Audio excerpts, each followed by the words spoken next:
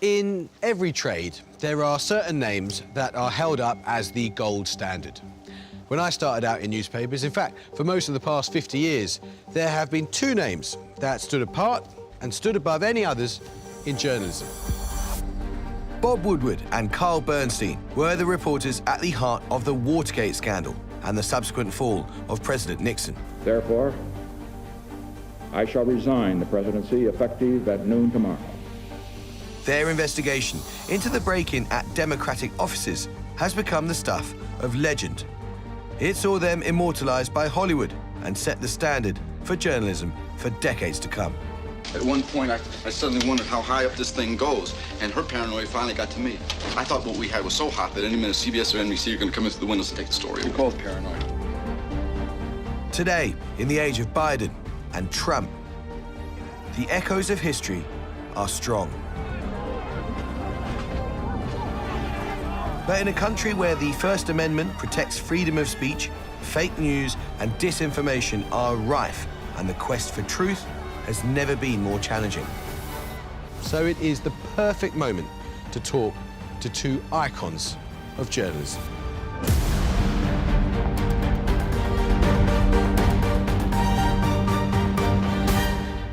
Bob, Carl, it's wonderful to see you. Thank you so much for agreeing to speak to us, speak to me, speak to the BBC. There are a lot of people who may be watching you now who were at least partly inspired to become reporters by you two, and perhaps by Hollywood's depiction of you two. And yet, as we sit here now, the trade is in a state of some crisis. You know, trust in news is collapsing. Social media has degraded the truth. I wonder if we could start with just a word of inspiration for them. Why should young people today, why should anyone become a reporter? Because the truth is the bottom line for anything. In your life, in the community you live in terms of having comity among people, we need to know what's real as opposed to what's false. And the press is the essential element in a community of being able to attain that. We started using the phrase 50 years ago, the best obtainable version of the truth for what real reporting, real journalism is. And if you have that, and if you have an audience that is open to the best obtainable version of the truth, and we can talk a little bit about whether that audience still exists the way it did at the time of Watergate. But in the United States, we have the hallowed First Amendment. That's right. And it actually operates. And you see what happens in Russia to journalists who just seek the truth, and they're gone, they're dead, they're in jail. And that is a liberating reality, not just sometime, all the time. If you watch the news today, you could look at rioters storming the Capitol, racial and economic polarization increasing, social media degrading the truth, and you could conclude that democracy is under mortal threat. You know, the word of the year last year in the Collins English Dictionary was permacrisis. Let's talk about democracy for a moment, because the pendulum in the world in the last 20 years or so has been swinging away from democracy, not toward it. And fascism has been embraced by a good number of countries that are former democracies. And interestingly enough, it hasn't been through coups. It's been through democratic elections, and then the governments of these countries have become authoritarian, neo-fascist, fascist. And with that happening, and of course we have a tendency toward that in the United States of America to a degree that we never have had in our modern history. On January the 6th, 2021, hundreds of people broke into the Congress building on Capitol Hill in protest at Biden's election victory. It happened soon after Trump addressed his supporters at a rally near the White House. While urging them to march peacefully to the Capitol, he also made unsubstantiated claims of massive voter fraud and, some say, used incendiary language. And we fight. We fight like hell. And if you don't fight like hell, you're not going to have a country anymore. What followed would leave 5 people dead. A select committee investigation reported none of the events of January the 6th would have happened without Trump's involvement. His critics say he incited the group to rebel against the state. What went through your mind when you saw those pictures on January the 6th, 2021, of the rioters storming the Capitol? That we had a seditious president of the United States. We write in the 50th anniversary edition of All the President's Men, A New Forward, in which we talk about George Washington, the first president of the United States, warning about what can happen if unprincipled men who are after their own well-being rather than that of the nation come to prevail in the presidency. And that happened with Nixon. We never thought we would see it with another president. It happened even more so and even more dangerously with Trump. Since you mentioned sedition, since you mentioned Nixon, let's go back in time for a moment before we return to Trump and modern America, which is the heart of what I want to talk to you guys about. But the prism through which much of the world saw those events on January the 6th, 2021, the storming of the Capitol, the congressional hearings that followed, the prism through which much of the world saw it was the history that you guys created to some extent and reported in 1972 to 74. It started with a break-in at the Watergate building in Washington and the attempts to plant surveillance devices in the Democratic National Committee offices. It would emerge the burglars were linked to a campaign funded by Republicans to sabotage and spy on the Democrats. That campaign went all the way to the White House. At the heart of what would become known as the Watergate scandal was the investigation and reporting of two then unknown reporters, Bob Woodward and Carl Bernstein. Something very few people, even now, will fully grasp about the Watergate story is just how young you were. 28 and 29. It's nice to see you smile. You were 28 and 29, right? You were established reporters. And now we're 37. It was barely yesterday. But what's really important is the climate. The poison of the Nixon administration was hate, and political hate has become part of the United States. It's just not the divisions, it's the intensity. Hate is what's driving so much on both sides, but particularly with Trump and the group. Just to go back for a moment to a few years ago when you were 28 and 29, you broke the Watergate story. At what point in the reporting out of that story did you realize you were onto what was, frankly, the scoop of the century? Well, tell the story about we're in this little annex in the Washington Post newsroom getting a cup of coffee, and we would meet before we talked to the editors. Then you could get coffee for 10 cents. 10 cents. It was a decent coffee. Not worth 10 cents, but I mean, that's what we did. And we would get our ducks in a row to present our stories to the editors, and kind of a good cop, bad cop routine. And who was good cop, who was bad cop? I was going to say, you can see which one was which. But there's a myth about the two of us, and that is that we fit each of us a stereotype. We switch roles all the time, and it was true during Watergate. It's true now. So we're in this coffee. We're in this coffee room, and we're about to do a story that says that Nixon's former law partner, campaign manager, Attorney General of the United States, the chief law enforcement officer of the United States, controlled a secret fund that paid for Watergate and other undercover activities against Nixon's political opposition.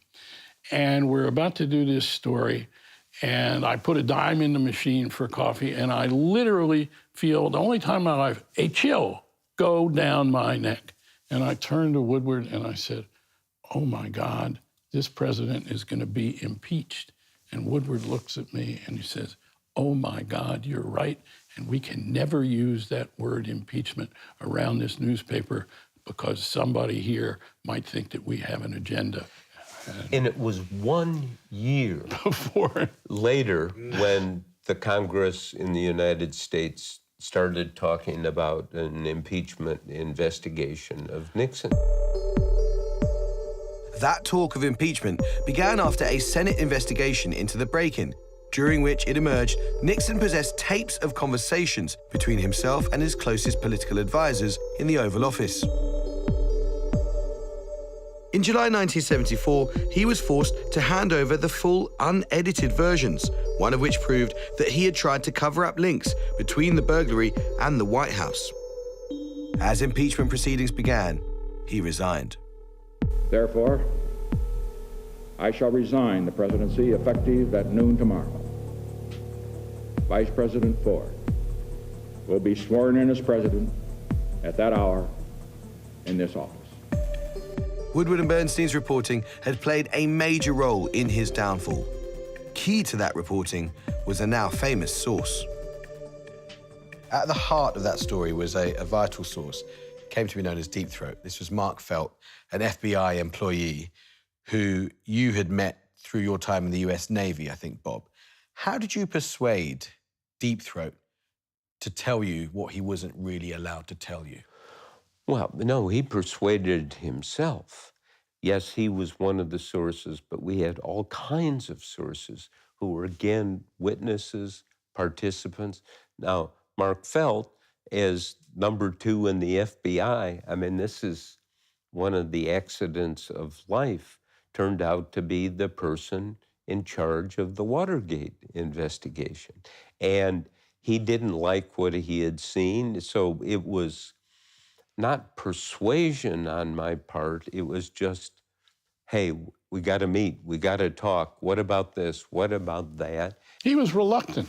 Yes, of course. We had obtained an awful lot of information elsewhere, and the important thing was to get another source to confirm it. We always wanted to have 2 sources.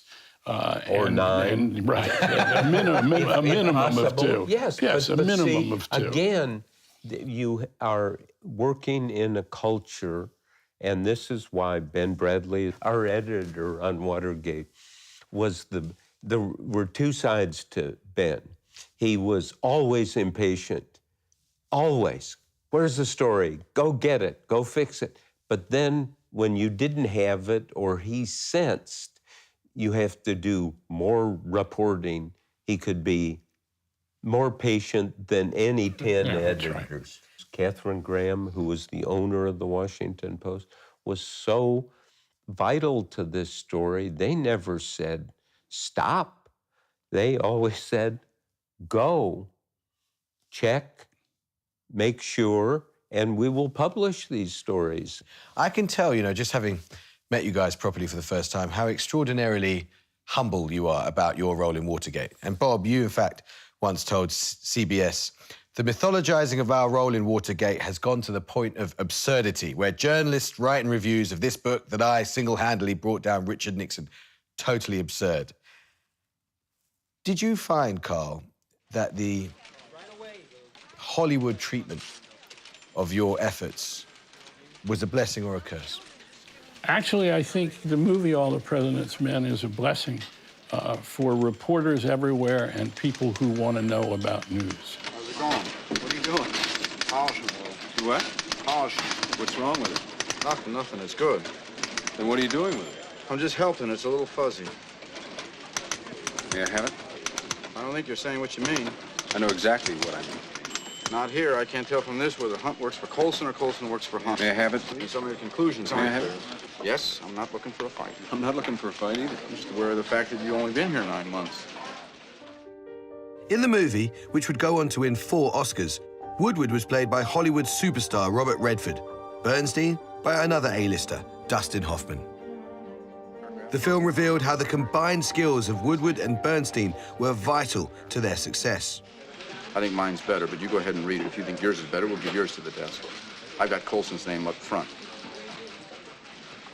He was a White House consultant and nobody knows it. Yours is better. The film was based on Woodward and Bernstein's own book. I think if we had just written this book, perhaps the lessons of Watergate would have been lost. Instead, the people, especially the director of the movie, Alan Pakula, Redford, the producer, everybody was determined to make that movie accurate, contextual, to follow the book, to show what happened. It's not about our personal lives. It's not Butch Cassidy and the Sundance Kid going off in the sunset together. It's about the process of reporting. Can you tell me what you know? You tell me what you know.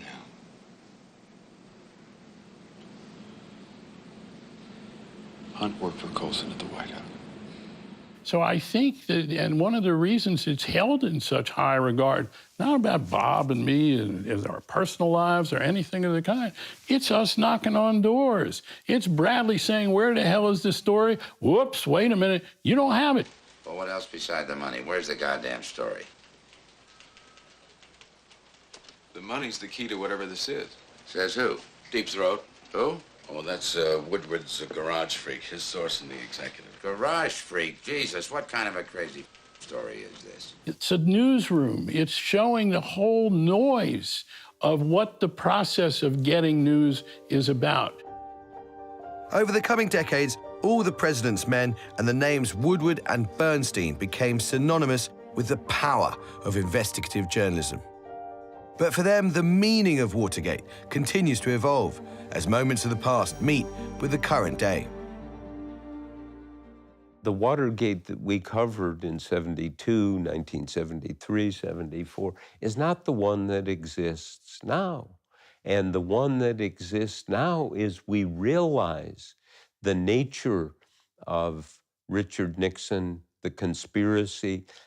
This will drive Carl Here he crazy. goes. You can cut it out. There it but is. I always think, I love he's got the it right. documentation. And this is really important to understand who Richard Nixon was, not just what he did. What on earth have you got in your hand? What have you I've pulled got out there? a selection. He has a copy in every suit jacket that he has. Just in case he's being interviewed by the BBC. It's from one of the Nixon tapes. But this is December 14th, 1972. Nixon has just won a landslide victory, 49 states, and if ever we now know, we didn't know at the time, we were chipping at it, that was the election that was stolen by Richard Nixon and his money and his people. So this is right after that big victory. Nixon's in the Oval Office with Henry Kissinger, his Secretary of State. And this is happy time for Nixon. And this is literally what Nixon says. Remember, we're going to be around and outlive our enemies. And also, never forget, the press is the enemy. The press is the enemy. The press is the enemy. The establishment is the enemy. The professors are the enemy. Write that on a blackboard 100 times and never forget it. That's Nixon. That's Donald Trump. That's right. Also. Because Sean Spicer, Donald Trump's spokesman, said in his first press conference, there's been a lot of talk in the media about the responsibility to hold Donald Trump accountable. And I'm here to tell you that it goes two ways. We're going to hold the press accountable as well. namely, it's not just the job of journalists to hold politicians to account, it's also the job of politicians to hold journalists to account. When you read those words from President Nixon, do you find that chilling? This intersects with hate. This is not, we're going to accept the press. We hate the press. And one of the reasons that he hated the press at this point so much is that just a little while before this statement, we had done a story saying that Watergate was really about a massive campaign of political espionage and sabotage to undermine the very electoral process in this country. This was an assault on something we still, in this country, in the United States, call democracy. But powerful figures within Nixon's own party wouldn't stand for it. Republicans are those who made sure that Richard Nixon had to leave office. They voted for articles of impeachment in the House of Representatives. Barry Goldwater the 1964 nominee of his party to be president of the United States, told us the story of how he led this delegation to the Oval Office, sat across from Nixon. And Nixon said, "Barry, how many votes do I have in the Senate for being acquitted?" And Nixon really thought he stood a chance of being acquitted. Goldwater looked Nixon in the eye and said, "Mr. President, you might have 8, 10 votes. You're not going to have mine." 2 days later, Nixon resigned. Half a century since the Watergate scandal, that moment in history continues to permeate the work of Woodward and Bernstein, who often cite similarities between Trump and Nixon. But there is at least one very marked difference. Despite 2 impeachments, Trump didn't lose the support of his party, at least not openly. Let's look at a story that I did in the 3rd year of the Trump presidency, in which, I had heard from people on Capitol Hill, the chiefs of staffs for so many senators, that their bosses despised Donald Trump, that they held him in such contempt, including of his intellect, including of his absolute disregard for democracy. So finally, I did a story, and I named 21 Republican senators who held Trump in such disregard and contempt. One of them denied it, not telling the truth, that particular denial. And the next day I got a call. No, but 20 just let it go. Yeah. And what Carlos out of 50. All of these senators were named. They had the chance to respond. And what Carl's report said, look, they're saying one thing, and they actually believe passionately the exact opposite. And that he's a danger to democracy. And yet came time for them to cast their votes for conviction or acquittal twice of Donald Trump in impeachment proceedings. They acquitted him, these same 20 people. It seems to me there are very important differences between Nixon and Trump. Nixon resigned, Trump didn't. What to you is the key difference between Nixon and Trump? Oh, well, I mean, you know, a panel of psychiatrists in 100 years are going to still be struggling with that question. To really summarize it, Trump looks at democracy as enemy territory. You go around and talk to people in the Biden White House and ask them, what is your biggest worry? And their biggest worry is, are we going to have a democracy? We have an election coming. Are the Trump, I think tens of millions of Trump supporters, if Trump loses and Biden wins, what are they going to do? Maybe January 6th was merely a warm-up moment. Well, before we talk about President Biden, let me humbly but firmly push back on some of the criticisms you make of President Trump. As we sit here today, President Trump is the front runner amongst Republican candidates. He has raised a huge amount of money, more, I think, even than Ron DeSantis. President Biden's approval ratings are at record lows in a poll published, I think, by the Washington Post last week. More than 70 million people voted for Trump in 2020, the second time after 4 years of his presidency. And I'd put to you guys that Donald Trump is actually a remarkably successful politician. If one measure of success is that you have to persuade very large numbers of people to vote for you. I'm not defending anything you might have done there. There's no question, you're right.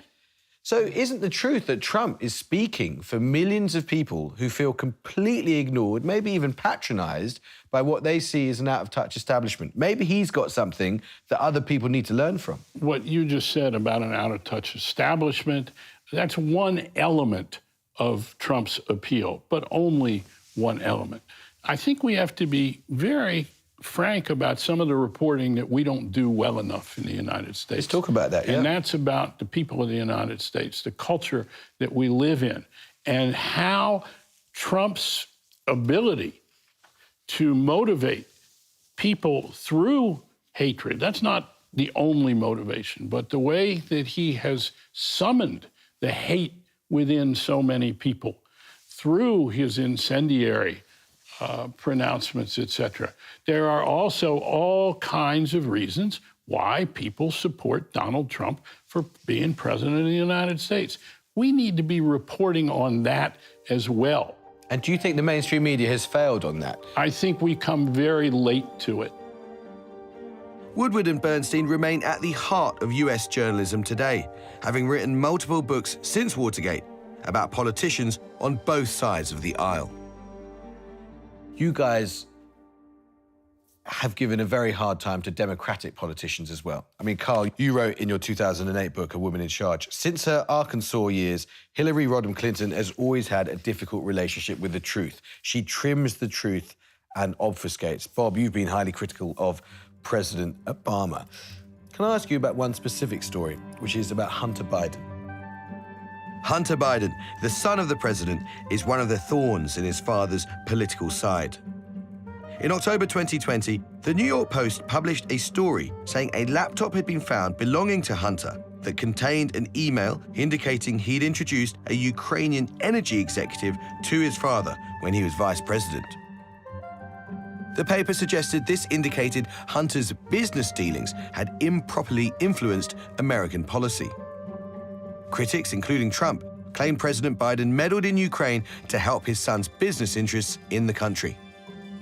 Where's Hunter? Okay, get it. So where is Hunter? I want to see Hunter ask these questions. Hunter, you know nothing about energy. You know nothing about China. You know nothing about anything, frankly.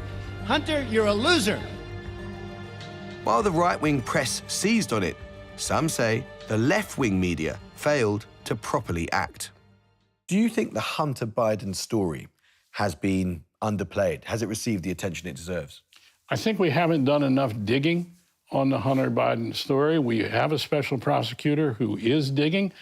We don't know if there is going to be an indictment of Hunter Biden. It's certainly possible. I think we should have done more digging, especially once we knew the legitimacy of the laptop. I think that we should have tried to find out what conversations there have been between the President of the United States and his son about this matter. Yeah, I think we could have done better. Woodward believes large swathes of the media establishment were too quick to step away from the story because important Washington players suggested it was a narrative being peddled by Vladimir Putin. 51 former intelligence executives, the heads of the CIA, the director of national intelligence, wrote a letter saying all of this business about Hunter Biden has the earmarks of Russian disinformation. So lots of people dropped it. Now, come on. You know, we've been around maybe too long, but when somebody says, oh, my evidence is it has the earmarks of Russian disinformation, what are the earmarks? What's the evidence? Huge part of what the best obtainable version of the truth is what is the story? And this is an example of it. What the most important thing in some ways that a news institution or a reporter does is to decide what is news. And here is an example in which reporters and news organizations have decided this is not news. You're both near contemporaries of President Biden. And you look in great shape to me. But how concerned are you, and by extension, how concerned... It's your makeup person who did a great job. They did a great... You look in... Listen, you guys look sharp as anything. She said, she's great. Yes. She's done a great job. She actually didn't have to do anything. You should interview her. You look in great shape. And how concerned are you, and how concerned should the rest of us be, frankly, by President Biden's age, by his running for re-election at the age of 80? I think we should be concerned in a country where the median age of the people in the country is 36.7 or about 37, that the two candidates, likely candidates for President of the United States, will be in their 80s while they're in office. It indicates to me not just a question of physical ability and mental acuity, of which by necessity, by common sense, there is going to be some decline. Doesn't mean there can't be great 80-year-olds who occupy all kinds of positions. But how out of touch people of that age, of our age, are with what's going on among most people in our country who are much younger. There's a reality of who we are. And it has to do with a very diverse age group, different cohorts, having presidents of the United States in their late 70s and 80s. This again about it's legitimate, important question, and I tell you, there's evidence. That's exactly right. And who would have the evidence? Biden's doctor. Biden actually has a series of doctors. Let's be open. Normally, presidential candidates will release details about their health. They should. It's about evidence, and these statements shouldn't be one sentence.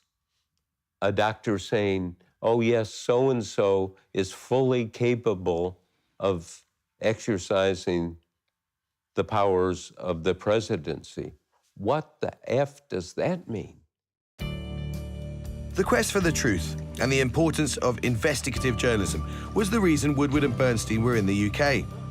They'd come to speak at a journalism conference being held in the name of the renowned late British journalist Sir Harold Evans, a former editor of the Sunday Times. His journalistic investigations included the thalidomide scandal, which exposed how a pill to combat morning sickness caused birth defects.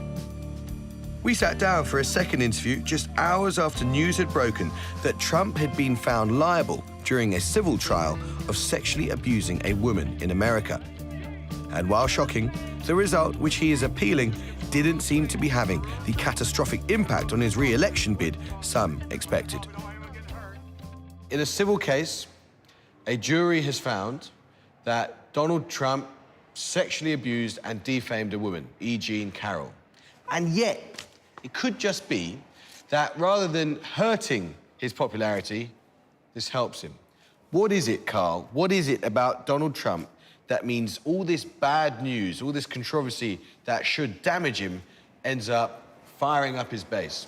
I don't think it's just about Donald Trump. I think it's about the United States of America, the people of the country, our culture today, and we have to look at it as a whole. And Trump has obviously plugged into certain aspects of our culture, our sensibility as a people.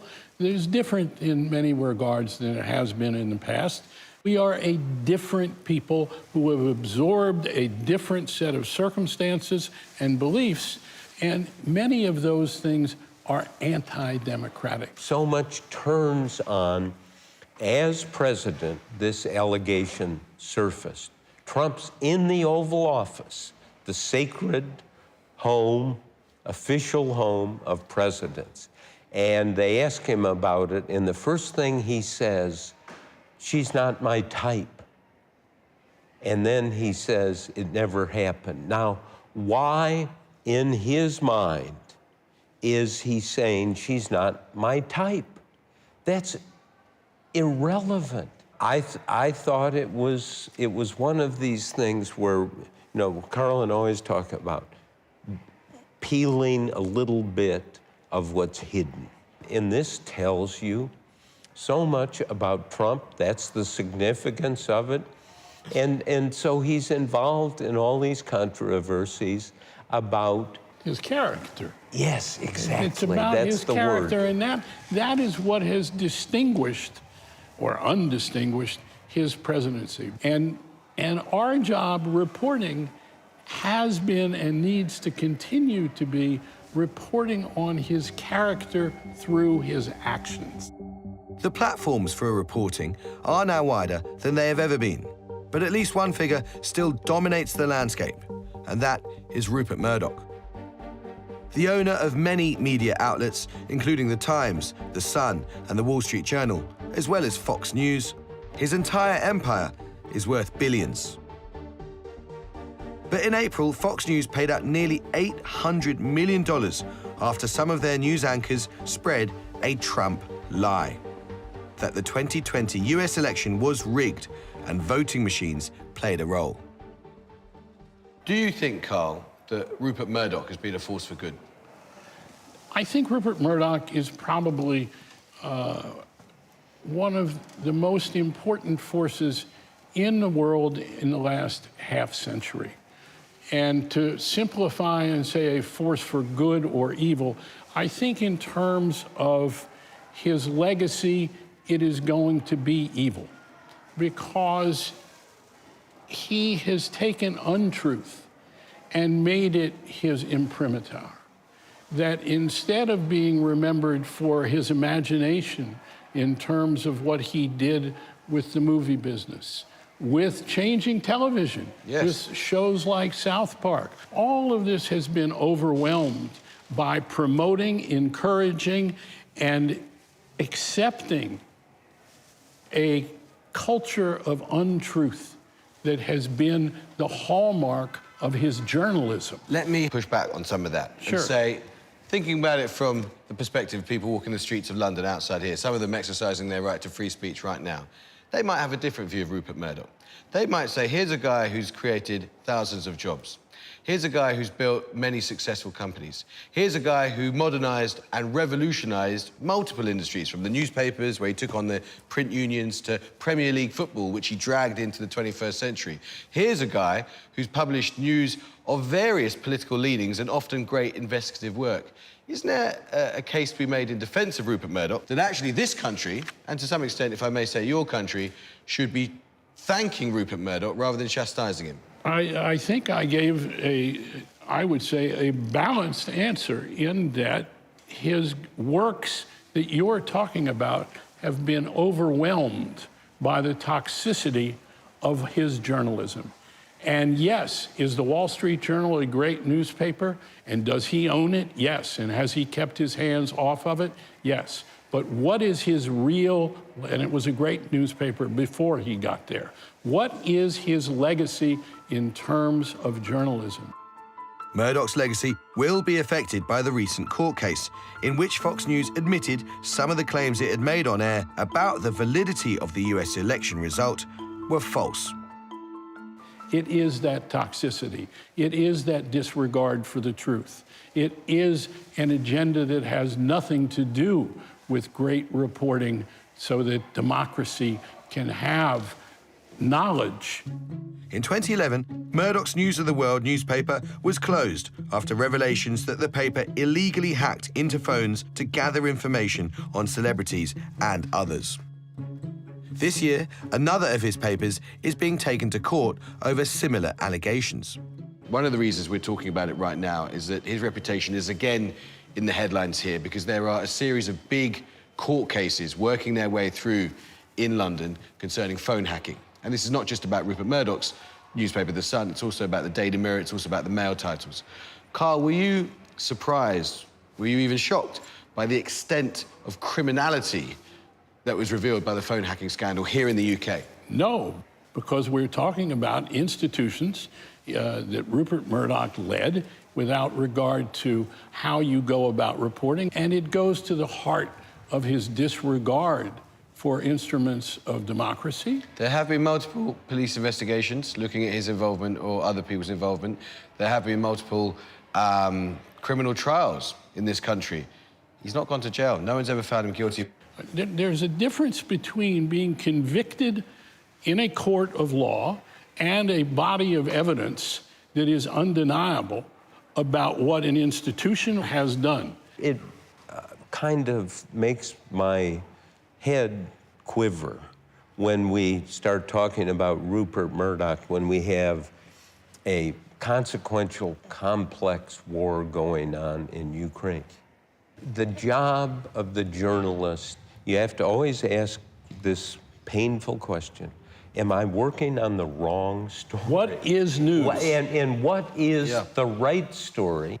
I think what the lesson of this remarkable conference that commemorates the life and work of Harry Evans is about is what's important. In the brief time we have left, you couldn't expect me to interview you guys and not ask at least one question about the future of journalism, because you guys speak about the future of journalism with great authority, and I care what you think, for good or for bad. Let me read you something. I wonder if you think it's fair, you think it's well written. What do you make of this? Bob Woodward and Carl Bernstein are two of the most influential journalists in American history. Their reporting on the Watergate scandal broke open one of the biggest political scandals of the 20th century and led to the resignation of a US president. Their work has inspired a new generation of journalists and established a new standard for investigative reporting. Woodward and Bernstein's legacy remains strong, and their influence can still be felt throughout American journalism today. Let me tell you something. What I just read to you was written by ChatGPT. It came about after 30 seconds, and we wrote into ChatGPT, write a research document about the life and work of the journalists Woodward and Bernstein, including the Watergate scandal. And within 30 seconds, AI, artificial intelligence, scoured the internet and popped that back up. Well, that's worth talking about. Thank you very much indeed. What AI is going to do or can do, all of these big tech firms have been working on that. I happen to know personally for years, hiring 1,000 professors from universities in order to dip into this and explain it. But here's something AI can't do, and this is important. I can call the Pentagon and say, I'd like to talk to the chairman of the Joint Chiefs, the top military man, and he's either going to talk or maybe not. He said publicly that he talked to me at length. AI can't do that. But also take a look at what you read is, whether it's produced by AI or what its origins are. It's an amalgam of things that have been written about us. I recognize the language in part of it. I recognize part of the language from a brochure from this conference. So let's not be too enamored. Yes, AI is a huge force that we're going to have to grapple with in this world.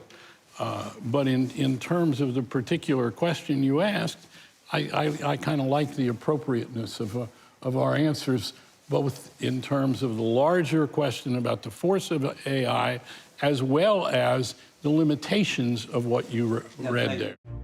Some things don't change. Woodward is now 80 years old, Bernstein 79. They've been colleagues and friends for the majority of their lives. Which of Bob's scoops have you been most jealous of? Not jealous, honored to be a part of, as well as to sit back and say, this is how it's done. He knows how to do it. What do you owe Carl Bernstein? A great deal. We started working on the Watergate story. I was the night police reporter and sent to the courthouse to, when the burglars came in, and Carl and I were 2 of 6 people who contributed to the first story. The next day was a Sunday, and 2 people came in to work on Sunday, knowing one of the rules of journalism, there's always a good follow-up to a good story, and this was a good story.